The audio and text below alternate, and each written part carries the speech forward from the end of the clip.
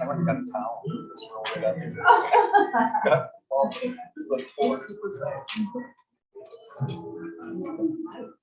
And the only thing I'll mention before we go live is I'll occasionally pop up from behind you both just to take pictures. So don't be alarmed when I leave that. Okay. Okay. Oh, all right.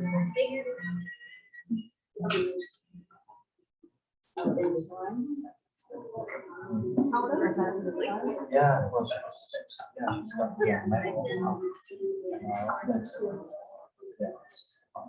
I guess that would have been.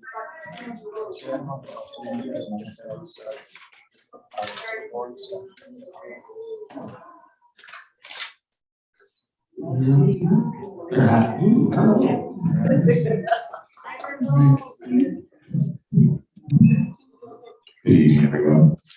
My name is John Taves, and I'm the event coordinator here at McNally Robinson Muskrats.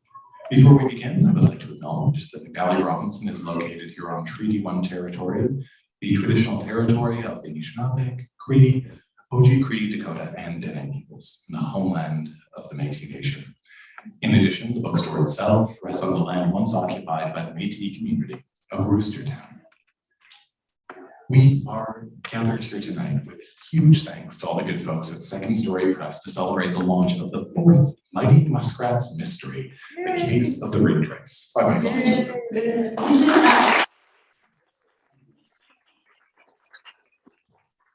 I was just mentioning to Michael that this is the first Mighty Muskrats Mystery we've had the pleasure of launching, so it's particularly delightful to have you here tonight to celebrate with us.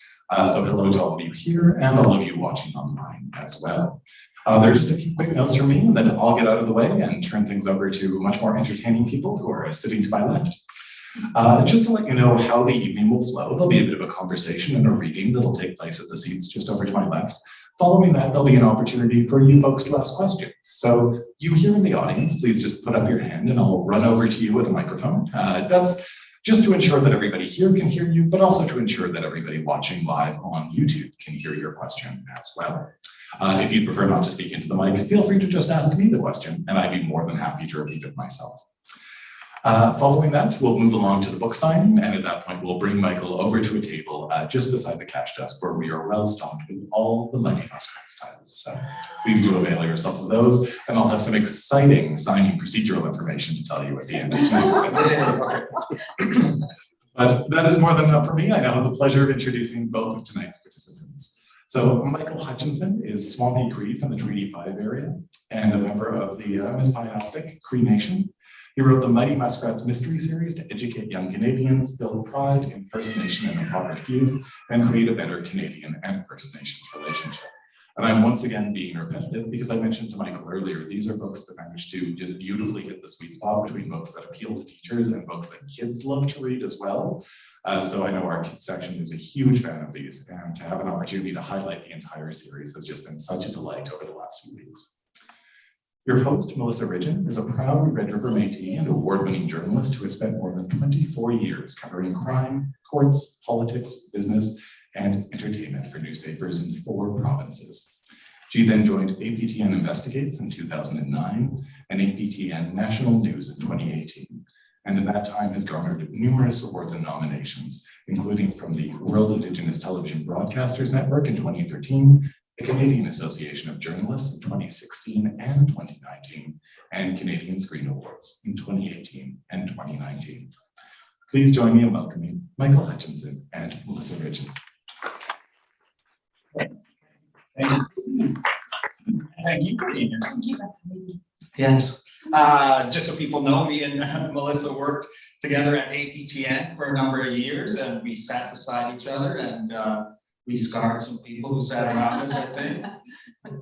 Who had to listen to our banter or arguments. Yeah. Or whatever was happening that day. Yeah, well, for people who don't know newsrooms, they can be kind of dark places and places full of debate, and there's always differences of opinions. And me and Melissa would have screaming matches at each other and then go, all right, you want to go for lunch? Yeah.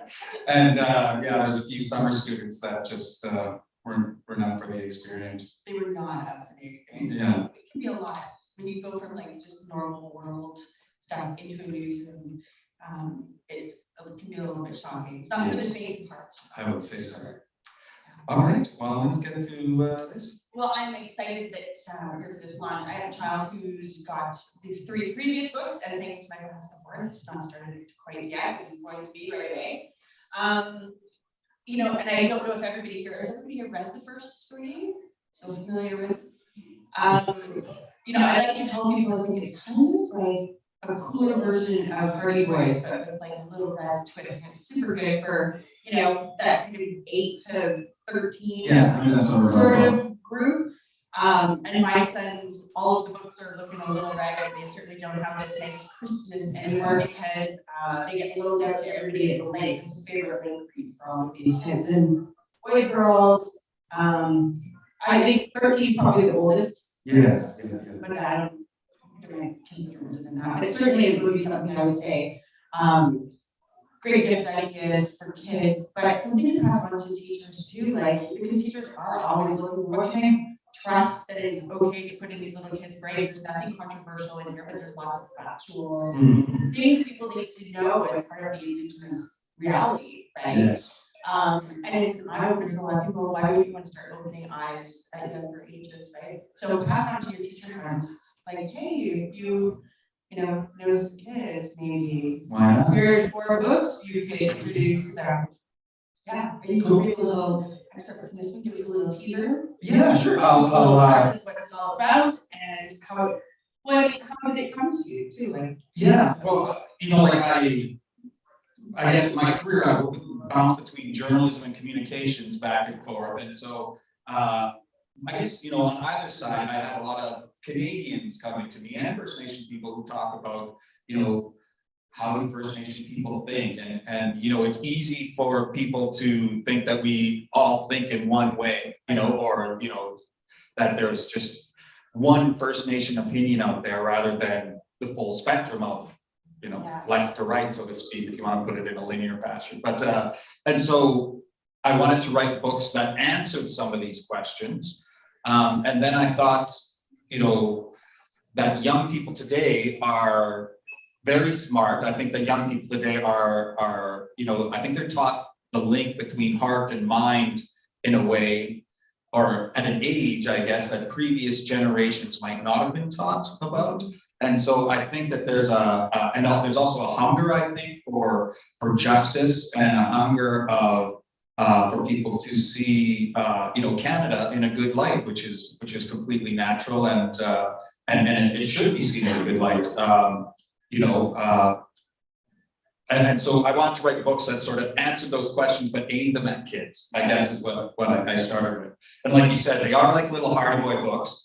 I grew up with a dad who hated TV, and so sometimes he would remove TV for whole seasons.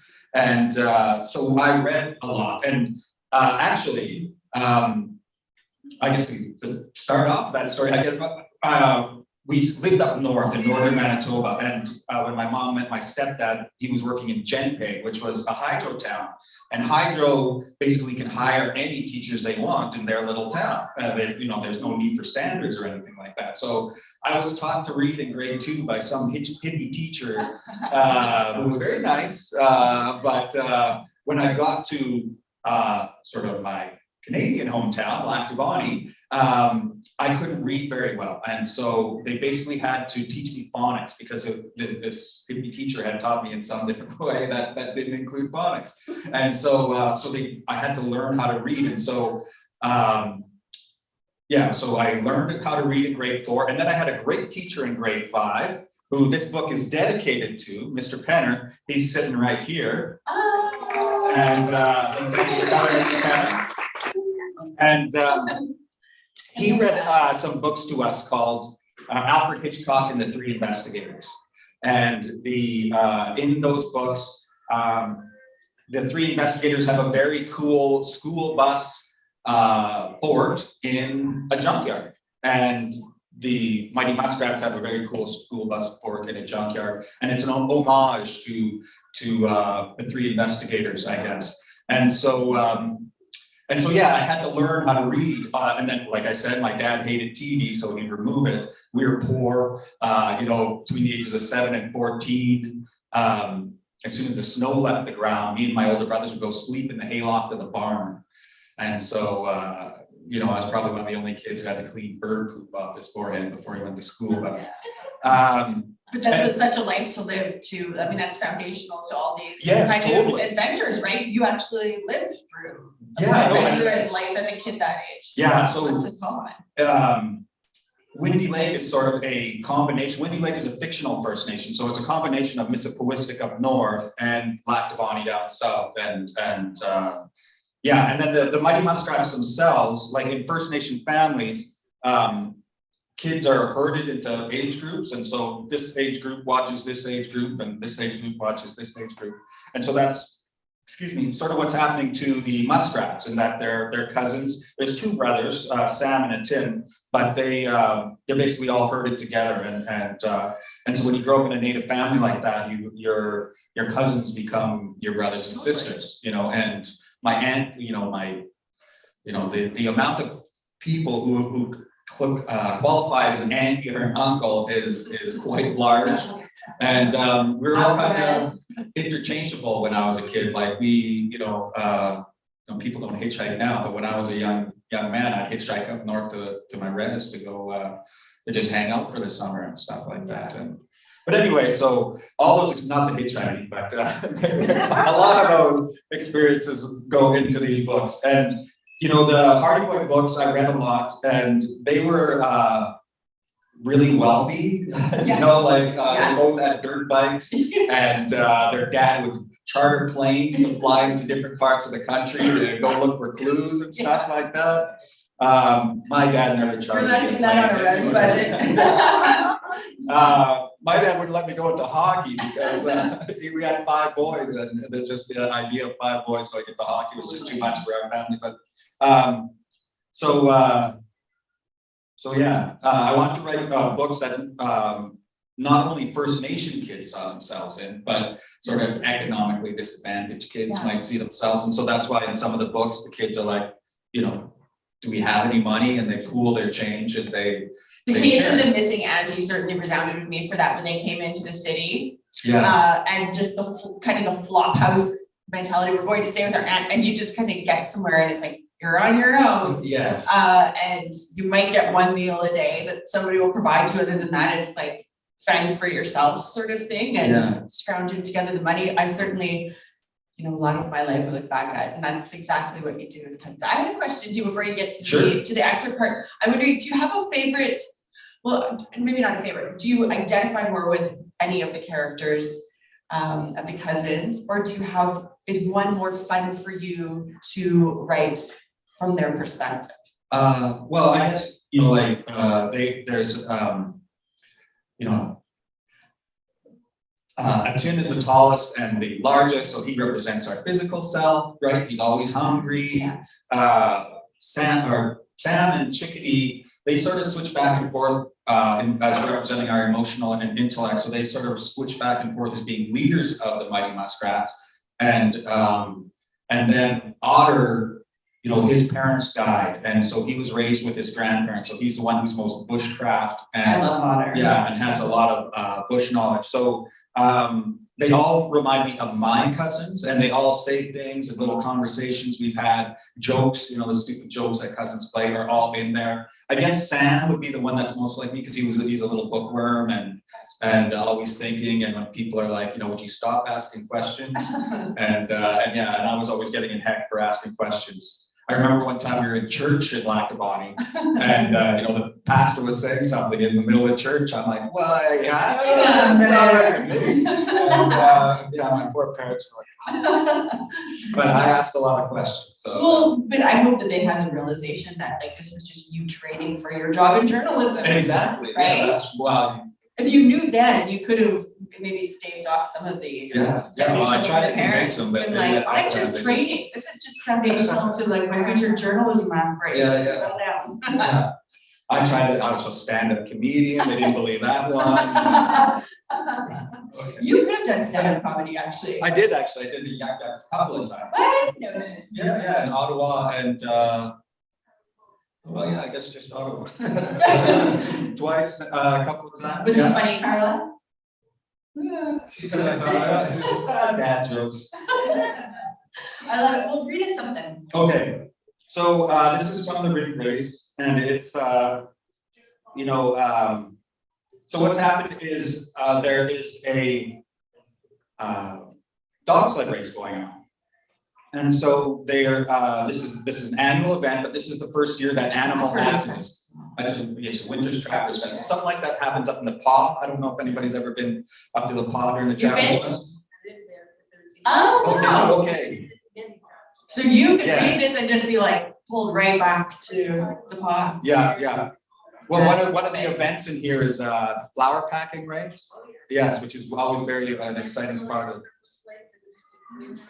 I'm sorry?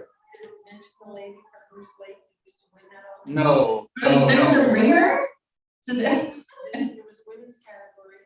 She could pack. It was my boat. She could pack 600 pounds. Yeah. We had to go from here to there. Just for our people who are watching online, we have a lady in the crowd here who's from lived in the Paw for a long time and said that there was a lady who, what was the competition called? Flower packing. The flower packing competition that this woman from Moose Lake would win all the time. She could pack 600 pounds to win this competition all the time. Okay, well now I'm gonna change my reading to. Oh, no. Maybe you can just read both. I didn't want to throw you off. If I can find the one. I've heard crazy good things about, actually, their coworker of ours. Well, no, you didn't work with her, but Beverly Andrews, who I worked with at APTN, her dad has sled dogs. So he's up there all the time, and she would go up there too, and just had fabulous stories from there. Like, it sounds like a place that you could just go, you know, do a documentary, Oh, you can't. right? Like, Yeah. I'm surprised. so much going on. Okay, come on, where is it? Maybe that's what I'll do. All right. Please, semi-retirement plan. All right, I changed my reading to talk about the flower packing race. Okay. Shifting gears.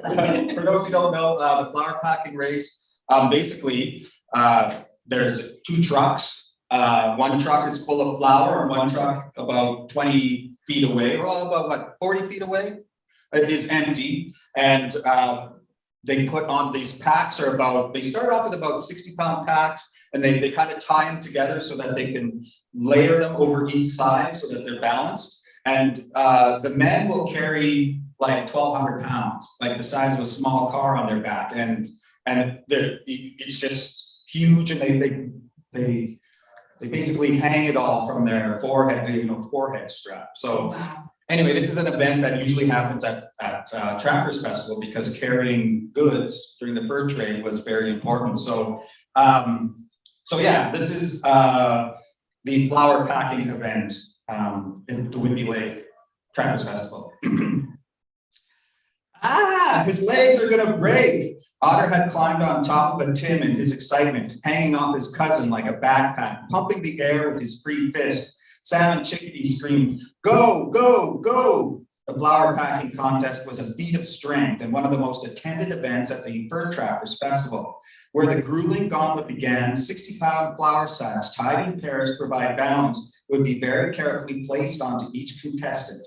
After each round, volunteers added to the burden by gently placing more 60-pound bags onto the bent backs of the challengers. The mass increased with each round, and the losers dropped under their load or never lifted it past the starting line.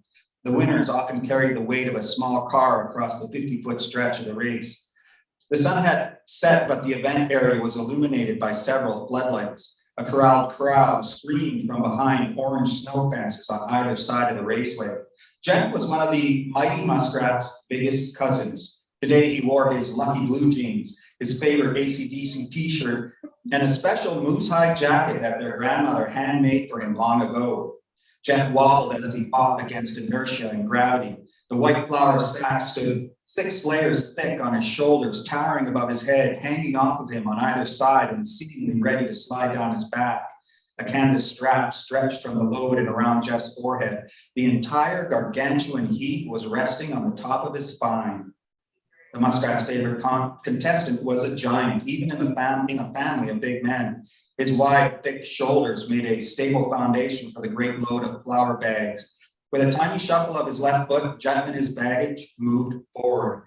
Another halting shamble, then a toe scuff forward, followed by a sliding step. Each year's contest proved it was the legs that betrayed. Jeff's mighty columns were spread wide, pushing the weight into the earth, but shaking uncontrollably. He shuffled forward an inch, another shuffle, another inch. He tried to lift the whole foot, but his other leg moaned under the pressure. He put his foot down quickly, gaining little ground, but not enough to make it worth the effort. Jeff slid a foot forward, then a scuff, another skate step. Sam imagined that the spray paint on the ground marking the end of the competition would seem like a wall to his giant cousin. How does he do it?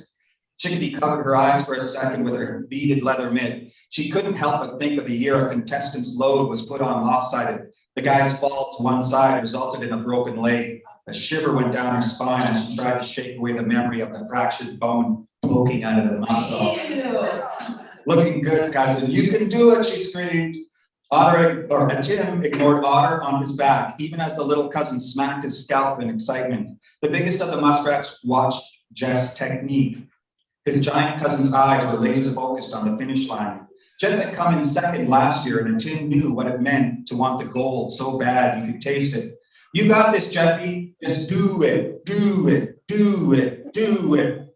Otter was so excited he could almost pee, but he didn't think Atim would like that. The whole family was sure this was Jeff's year.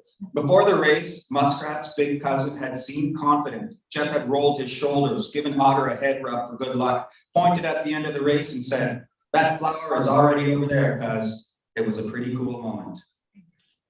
All right, I think I'll just. I love that. Yeah, so that's the flower I've seen one of pattern. those. And they're, Mine is the broken bone. yeah, well, actually, my cousin Jeff won one in the pod 1 year. He didn't win King Trappers that year, but he did win the flower packet festival. What's King Trappers? King Trappers is sort of like they have a decathlon of events.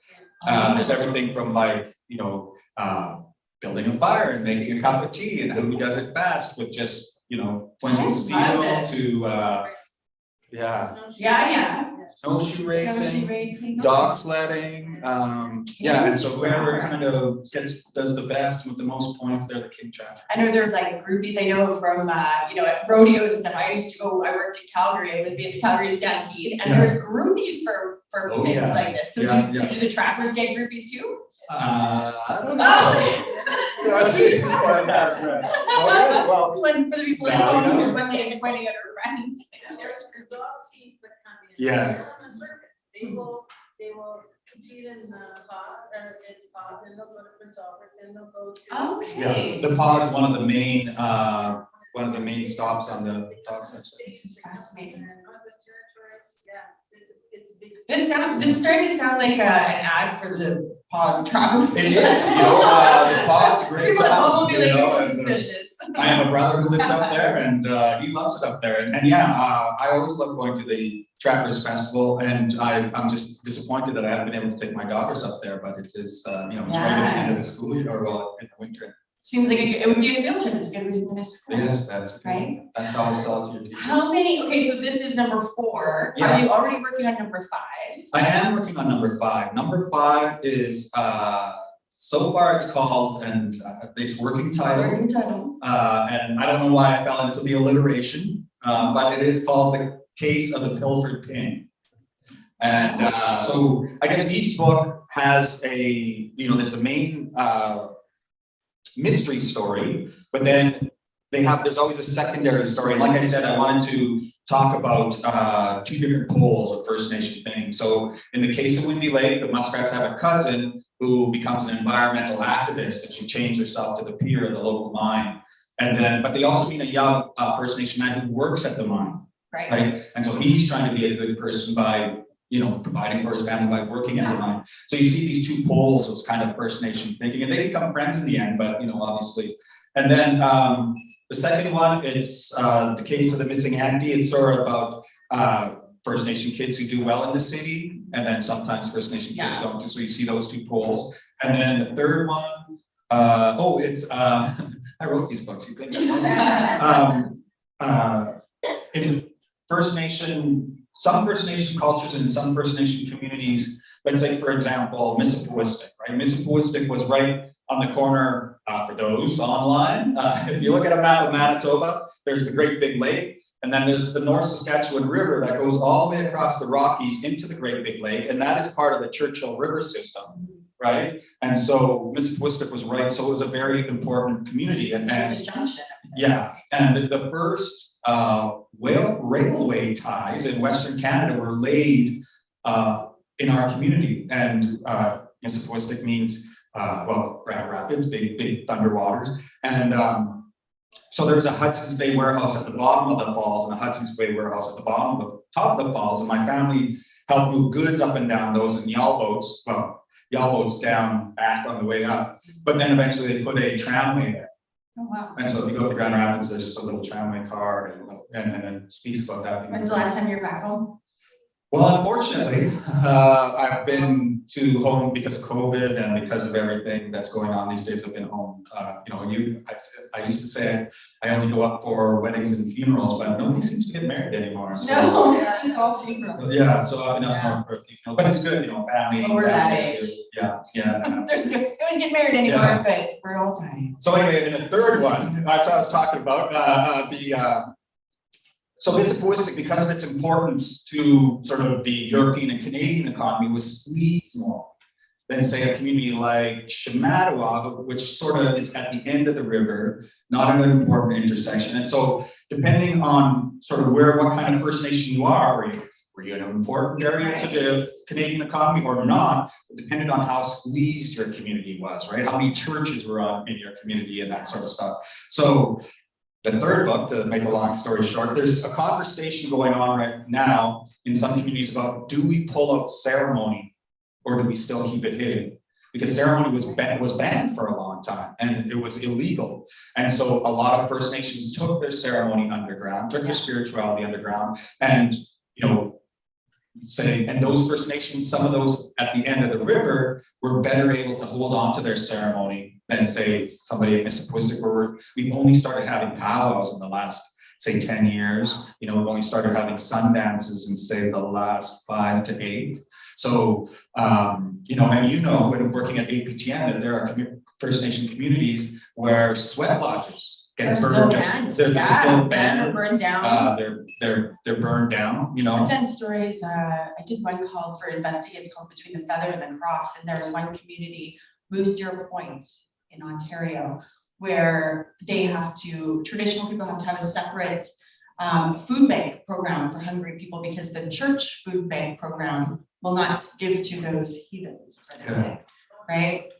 Yeah. So you show up hungry and it's like, no, close the door because you don't come to church. And so these people who are doing their ceremony and whatnot, they've also opened their own food, like kitchen pantry thing for people. So that's what still exists. So in the third book, that's what it's about. It's sort of the two poles is should we keep ceremony hidden and or should we pull it out? So, and then in this one, it's more of a conversation about how First Nation people view animals as compared to city people. That's awesome. Because there's such a difference. Well, it's totally different relationship. There's a worldview, you know, there's you know, like people, you know, I think a lot of youth today don't know their worldview, you know, especially if they're part of modern culture, you know, because under the weight of science, there's a lot of beliefs that are eroding and nothing has effectively rushed in to fill the gap. And so you have a lot, and worldview, in my humble opinion, is extremely important for you as a person to be able to be confident in your decision making. How you walk the earth. Right? Yeah, exactly. And so knowing your worldview is really important, and a worldview should speak to people and help them with their lives. How many books are you going to do? Sorry.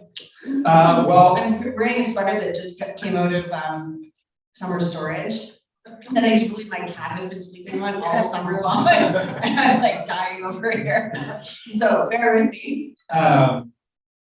Well, yeah, I said I was going to write 4 at first, but since I've started another set of 4, I'll probably at least do 8. Okay. And then there's also potentially TV publishers that want to look at them as maybe getting them on TV, and they say the more books you can have, easier to sell. Yeah, and you sort of, and then the less they can mess with your world, the more it's sort of set. Yeah. Does that make sense? Yes, Yeah, it does. So, Yeah. And you're getting into adult book, is it called adult? That might sound wrong. Books that aren't for kids? Yeah. No, that sounds bad too. I am, yeah. Well, this all started actually with a book that I wrote that's sort of a graphic novel that sort of aims at college age people. But I still haven't sold that one. I have to rewrite it, I think. But I am working on another book. I'm a big fan of Joseph Keller's Catch-22, which I don't know if anybody's read that, but it's about World War II bomber pilots. It's extremely tongue-in-cheek and kind of it deals with some very extremely serious topics, but it's joking. And so I'm writing a book along those lines called Niche 22. And it's about, niche means, it's sort of a word that First Nation people use, or Cree people use, that means friend, the niche. Yeah. And so it's called Niche 22. And it's about these elders who kidnap the Minister of Indian Affairs to take them back to their community and show them what it's like. But it's not really about that, it's how everybody reacts to it.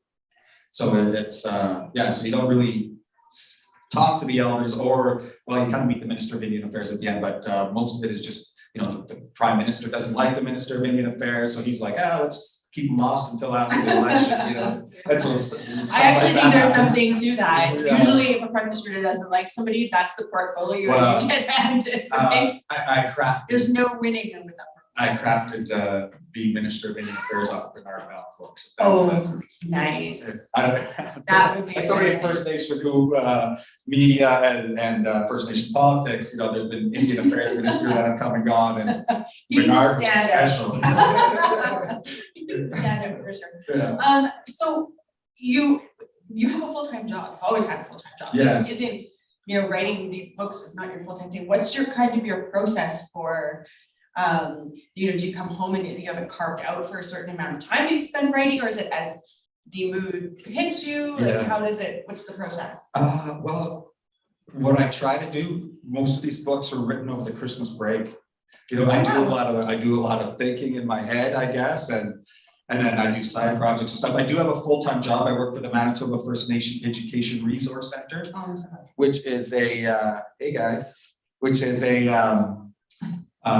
like a school board, and then it's also we provide teacher supports like clinical, for blind kids and stuff like that in First Nation schools, and teacher assessments, and then we also publish teacher support specific to language and culture. So we will publish books in Cree and that sort of stuff. Yeah. And this week I just finished. I'm really tired, so if I'm rambling and kind of off center, it's because I just finished a 2-day conference that I organized. About 800 teachers came to go to workshops and stuff. There was one on Cree night sky stories. We had a blow-up planetarium in one of the rooms. There was one on how to teach using puppets, but it was in Cree. And then we also have like CPR and what else do we have? You're busy. There's tons of workshops, and I think so you everybody. didn't have much time writing anything in the last couple of weeks. Oh yes, no, but yeah, I do a lot of writing in my head, and that's when I sit down, it just kind of starts coming out. So yeah, this Christmas break, I'm hoping to write the 5th book. Nice. Because you've got it all, it's floating in up there. Yeah. It's just a matter of sitting down and. I'll write out an outline, and then I'll think of the main, say, mystery. This one is about, well, the inspiration was I don't know how detailed I want to go, but the WAC Bennett Dam in BC and Alberta. I worked for the Indian Claims Commission a long time ago, and the WAC Bennett Dam was built in BC, but it flooded a whole river system, and that river system flooded back to the Athabasca Chippewa Chips. Well, we'll just go with Chip. I always give it Chippewyan or Chippewa or Chippewa, but Chippewyan. I don't think they say Hawaiian. Okay. Anyway, so let's say but anyway, so this dam flooded all this land. The dam was in BC. The First Nations who were flooded were in Alberta, and they had chosen this land because of their muskrat fields. The muskrat were very important during the fur trade because as the beaver went down, the muskrat, sort of the poor cousin of the beaver, became more important. And the muskrat was always important for certain people because it was our, and this is why they called the Mighty Muskrats, I guess, is because it was sort of our craft dinner. If you couldn't get the moose or the deer, you brought home the muskrat, and your wife went, "Oh, muskrat again," and your kids said, "Oh, muskrat again." But it was what we, this is what I got today. Shut up and eat it. And it was and muskrat. I don't know if you. It's. I've not eaten. Okay. Well, they make it into stew, and so it's like this gray soup and these little things floating around. Oh. But anyway, so. Yeah, and Worldview. Yeah. It's much better to cook them on a stick over the fire. Anyway, what were the process. Well, we should ask John too. John, are there any questions? Would you like to ask the people who are watching online if they have any questions that they'd want to ask Michael? Can I help if I had a working microphone? You can borrow mine. People online are actually being relatively quiet at the moment, but if there are any Yeah. questions locally here from the audience, feel free to put up your hand. Yes. Well, first of all, I want to say thank you for writing books that are so engaging. I read just the first chapter a week or so ago, and I thought I've got to come this evening and just hear about how you decided to write a book. So I don't really have a super big question, but I really commend you for writing books that are appropriate for kids of all ages, I would say, actually. Yeah. And one of my questions is, what makes a great book is that it's a story. It's about people and how they relate to each other. And I think that that's already a great start with how you've explained about the Mighty Muskrats. With just the different issues that you do bring into the books that you've mentioned, will they be relevant in the same way ongoing? I mean, just in a positive way. So that's sort of the question. Yeah, well, Not that it wouldn't be, but just, yeah. I think, there's different ways to tackle them, and because I'm only dealing with one little segment of, but I don't like talking down to kids, and I think kids are just as smart as us, and so it's just a matter of explaining it to them in a way that fits their past experience, right? And so because of that, each book deals with certain little issues. And so, the treaty one that's coming up sort of plays off of the environmental one at the beginning. And so yeah, there's different, I haven't been able to tell each issue because of the complexity of the issue and the fact that I'm dealing with kids. So yeah, I guess so. There's going to be different angles that each come up. And I think their family aren't going to win the lottery or anything like that. So things like poverty and stuff like that are constantly going to be there. Grandpas and respect for elders is something that's always going to be there. The humor, like Cree people, I always tell people if you go to a Cree community and they're not teasing you in 2 days, I'd probably just leave. Yeah, there's something they don't like you. Yeah. Cree people like you, they will start teasing with you. That's a lot of Indigenous, Métis. Yes, definitely certainly. like that Yeah. too. I think the Ojibwe probably there as well. Yeah, it's just the Mohawks for fun. Yeah, I think. I'm sorry to my Mohawk friends out there.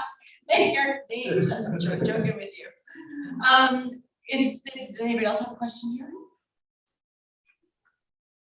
Okay. Mr. Penner, best teacher, grade 5. Not so much a question as, man, your oral reading is excellent. This has been a long time since I've heard you read. It's interesting that the shoe is on the other foot. I read to you for a year, and now I'm looking forward to the audiobooks that you mentioned. There are a lot of students that really benefit from that aspect of literature. And I just wanted to also comment on the vocabulary in your books, the description. As a teacher who tried to get good descriptive writing across to kids, it's nice to have that kind of example in books that they're excited about reading and talking about. And you can pull these beautiful examples. So well done, my man. have. Well, I appreciate that, Mr. Mayor. You know, I want to commend you for being a great teacher back then. You had a big impact on my life, and not just the fact that you were a teacher. You know, in Lactabody, you were also one of the ambulance drivers, and No, it wasn't the ambulance. no. The ambulance came to pick me up. Oh, okay. I'm sorry. What was your wife? That was, what are you, volunteer? Oh, okay, I'm getting all that mixed up. Okay, She never was mind. a teacher too. Yes, teacher. But yeah, you were always involved in the community as well, and so you were a good role model all around. Yeah. That's very kind. I'm so happy that you're here to see Yeah. this and to experience these books and to come for this 4th launch. The excitement when my daughter, who's a teacher, brought my attention to these books, and we connected again after all these years. This has just been a very exciting experience for me as a teacher, and just to see Michael contributing in this way. Yeah. And having taught younger kids, I'm especially sensitive to what he's doing. Yeah. Well, kudos to you for helping to mold this. I can hardly wait to get into this. I love this so much. Are you almost finished? I had a question for Lily and Emerald. Do you guys have a book that you prefer? Do you have a favorite in the series? Lily and Emerald are Michael's daughters, beautiful girls here to cheer on their dad. I'm super sick right now, so pardon me, but I think the first one has to be my favorite. It's so exciting to see him like getting published and Yeah. getting like it's dedicated to his son. It's really cool and things like that. It was just awesome and exciting to see something It's like, that's my dad. I'm holding Yeah. my dad's book. Yeah, that would be really cool. I think personally for me also the first one, not only because I was the only daughter who went to the book launch. Lily was in Banff on a school trip. But I also find it sentimental because I played a prank on my classmates. So my English teacher, because I gave the first book when it was like pre-launch, I gave it to my English teacher. And he was like, "This is really cool, man. You want to play a prank?" And I was just like, "All right, let's go." So we did an entire book report on it. We finished the book. And then by the end, he asked, "Are there any special questions anybody wants to ask?" And some kid in the back of the class yelled, "Hutchinson, that name's familiar. Why is that name familiar? I know that name." And Mr. Wheeler was like, "Well, it's because Emerald's dad wrote it." And they were just like, "Your dad's a hockey player?" Oh, Yeah. I forgot about that. That's right.